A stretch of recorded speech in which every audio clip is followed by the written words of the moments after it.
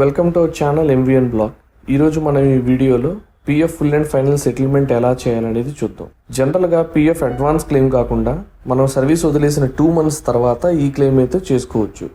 ఈ 2 monthsలో మనం వేరే కంపెనీలో ఎంప్లాయ్మెంట్ అనేది మళ్ళీ జాయిన్ అవ్వకూడదు. అన్ఎంప్లాయిడ్గా ఉంటేనే మన మొత్తం పిఎఫ్లో ఉన్న పెన్షన్ డబ్బులు కానీ పిఎఫ్ డబ్బులు కానీ అన్నీ మనం ఫుల్ అండ్ ఫైనల్ సెటిల్మెంట్ కింద మనం తీసుకోవడానికి ఉంటుంది. దీనికి 2 forms ఉంటాయి, Form 19 and Form 10C.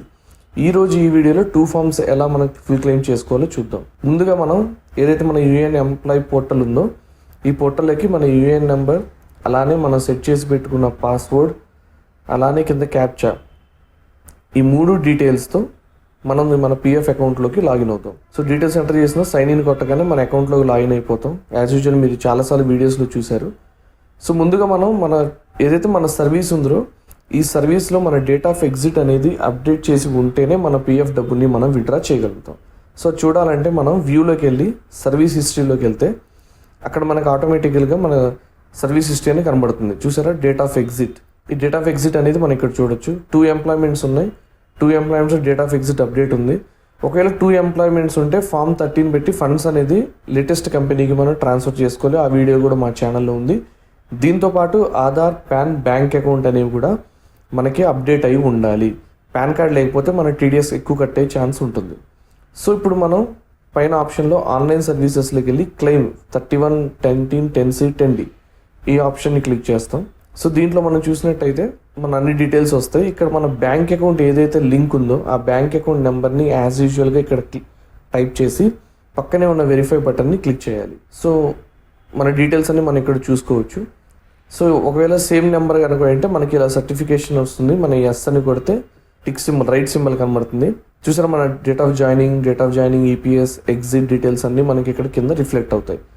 Next proceed for online claim కొట్టగానే మనకి నెక్స్ట్ పేజ్ స్టార్ట్ అవుతుంది. మన name, UAN number, PAN number, date of joining, date of exit, leaving reason ఏంది, ఇవన్నీ ఇక్కడ ఉంటాయి. I want to apply for Form 19 only PF withdrawal అనమాట. So ఇక్కడ Form 15G అని ఒకటి ఉంటుంది. ఇక్కడ మన పేరు, మన పాన్ కార్డ్ నెంబర్. ఇది ఎందుకు అంటే Form 15G అనేది మనకి టీడీఎస్ కట్ అవ్వకుండా వచ్చే పిఎఫ్ అమౌంట్ను ఈ Form 15G అయితే ఇవ్వాల్సి వస్తుంది. స్టేటస్లో ఇండివిజువల్, ప్రీవియస్ ఇయర్లో లాస్ట్ ఇయర్ది మనం వేయాల్సి వస్తుంది. సపోజ్ ఈ ఇయర్లో మీరు క్లెయిమ్ చేస్తుంటే లాస్ట్ ఇయర్ మార్చిది క్లెయిమ్ చేయాలి. Residential status individual. తర్వాత మన అడ్రస్ ఏదైతే ఉందో మన అడ్రస్, మన పిన్, మన ఈమెయిల్ ఐడి, మన మొబైల్ నెంబర్ అది మొత్తం ఇక్కడ అప్లోడ్ చేయాల్సి వస్తుంది. సో మన ట్యాక్స్ ల్యాబ్లో వస్తే ఎస్ అని లేదంటే నో అని ఇవ్వాల్సి వస్తుంది. మనం ఎన్నిసార్లు డిక్లరేషన్ అనేది ఇచ్చామనేది డీటెయిల్స్ అని కింద మెన్షన్ చేయాల్సి వస్తుంది. సో ఎన్నిసార్లు Form 15G ఇచ్చాం, ఎన్నిసార్లు ఇచ్చాం, ఇవన్నీ డీటెయిల్ మనం ఈ ఫామ్లో అయితే మనం క్లారిటీగా ఫిల్ చేయాల్సి వస్తుంది. సో ఈ 15G ఫామ్ కనుక ఫిల్ చేయకపోతే మనకు వచ్చే అమౌంట్ కనుక ఎక్కువ ఉంటే మనకి 30% అని చెప్పను, మనకి టీడీఎస్ పాన్ కార్డ్ ఉంటే కనుక 10% దాకా, పాన్ కార్డ్ లేకపోతే అరౌండ్ 30% దాకా టీడీఎస్ కట్ అయ్యే ఛాన్సెస్ అయితే ఉంటాయి. సో ఈ ఫుల్ అండ్ ఫైనల్ సెటిల్మెంట్లో Form 19 చేసేటప్పుడు ఈ Form 15G అనేది ఇంపార్టెంట్. 15G వచ్చేసి బిలో 60 years ఎంప్లాయీస్కి మాత్రమే. అబోవ్ 60 years ఉంటే కనుక Form 15H ఇవ్వాల్సి ఉంటుంది. సో మొత్తం ఫిల్ చేసిన తర్వాత సిగ్నేచర్ ఆఫ్ ద డిక్లరెంట్ అని ఇక్కడ, అలానే లాస్ట్లో సిగ్నేచర్ ఆఫ్ ద డిక్లరెంట్ ఇక్కడ మనం 2 సార్లు సైన్ చేసి ఇది పీడిఎఫ్లో స్కాన్ చేసి మనం అప్లోడ్ చేయాల్సి ఉంటుంది. Part 2 ఫిల్ చేయాల్సిన అవసరం అయితే లేదు. ఈ కండిషన్స్ అన్ని ఇక్కడ ఉంటాయి ఎలా ఫిల్ చేయాలనేది. సో తర్వాత నెక్స్ట్ వచ్చేసి ఎంప్లాయీ అడ్రస్, ఏదైతే మన ఆధార్ కార్డులో కానీ లేదంటే జనరల్గా మన అడ్రస్ ఏదైతే ఉందో ఆ అడ్రస్ మొత్తం మన ఈ కాలమ్స్లో ఫిల్ చేయాల్సి వస్తుంది. మనం ఇంతకుముందు కూడా చూసాం, పార్షియల్ విత్డ్రా చేసినప్పుడు కూడా మా ప్రీవియస్ వీడియోలో అడ్రస్ మొత్తం ఇవ్వాల్సి ఉంటుంది. సో సేమ్ అలానే ఇక్కడ అడ్రస్ మొత్తం ఇచ్చుకుంటూ వెళ్తాం.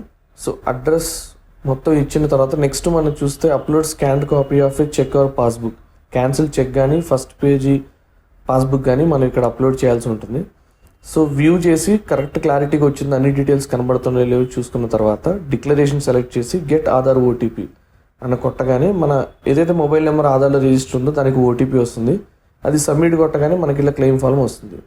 నెక్స్ట్ ఆన్లైన్ క్లెయిమ్ ఫామ్లోకి వెళ్ళి మళ్ళీ Form 19 క్లెయిమ్ ఫామ్ క్లిక్ చేస్తే ఇప్పుడు మనం Form 19 అనేది చేసాం. ఇప్పుడు Form 10C చేద్దాం. దానికి కూడా సేమ్ బ్యాంక్ అకౌంట్ డీటెయిల్ ఏదైతే లింక్ ఉందో ఆ బ్యాంక్ అకౌంట్ డీటెయిల్ మొత్తం ఇక్కడ ఇచ్చి వెరిఫై మీద క్లిక్ చేయాలి. I agree the terms and condition, yes. Same అన్ని డీటెయిల్స్ వస్తే proceed for claim form. So next మనకి యాజ్ యూజువల్గా ఇందాకలాగే మనకు ఒక ఇది కనబడుతుంది. ఇక్కడ మనం I want to apply for form 10C select చేసుకోవాలి. ఇక్కడ ఉంది కదా 19 ఆల్రెడీ అయిపోయింది. సో పిఎఫ్ విత్డ్రాల్, ఇప్పుడు పెన్షన్ విత్డ్రాల్ ఫామ్ 10C అనేది మనం ఇక్కడ సెలెక్ట్ చేసుకోవాలన్నమాట. Only pension withdrawal form 10C. So select చేసుకోగానే ఇందాకలాగా ఫామ్ 15G అయితే అడగదు. ఇక్కడ డైరెక్ట్గా మన అడ్రస్ అయితే ఇచ్చేయాలి. 19లో ఏదైతే అడ్రస్ ఇచ్చామో అదే అడ్రస్ ఇక్కడ కూడా మనం ఇచ్చేస్తే సరిపోతుంది. సో అడ్రస్ మొత్తం ఎంటర్ చేయాలి ఇక్కడ. సో ఫామ్ 19 పిఎఫ్ విత్డ్రాల్ ఏదైతే ఎంప్లాయర్ బోత్ కాంట్రిబ్యూషన్ కలిపి ఉంటుందో ఆ withdrawal.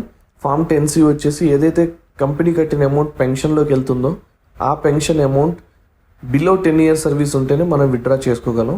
So below 10 years service ఉంటే మనం విత్డ్రా చేయలేం. Same bank cheque book upload చేసి మొత్తం డీటెయిల్స్ అన్ని ఫిల్ చేసి ఫామ్ 10C డిక్లరేషన్ ఫిల్ చేసి గెట్ ఆధార్ ఓటీపీ అని కొట్టగానే మనకి mobile number, Aadhaar link mobile నెంబర్లో ఓటీపీ వస్తుంది. ఆ ఓటీపీ ఎంటర్ చేసి valid OTP and submit claim form మీద క్లిక్ చేస్తే క్లెయిమ్ అనేది సక్సెస్ఫుల్ అవుతుంది. ఇప్పుడైతే సబ్మిటింగ్ అవుతుంది కదా, నెక్స్ట్ మనకి ఆన్లైన్ క్లెయిమ్ సక్సెస్ఫుల్ అని వస్తుంది. సో చూసారా, KYC updated, pension withdrawal submitted successfully. ఇక్కడ క్లిక్ అని కొట్టగానే మన 10C ఫామ్ అప్లికేషన్ వచ్చింది. ఇందాక 19 చూసాం, ఇప్పుడు 10C అప్లికేషన్ ఇక్కడ చూస్తున్నాం.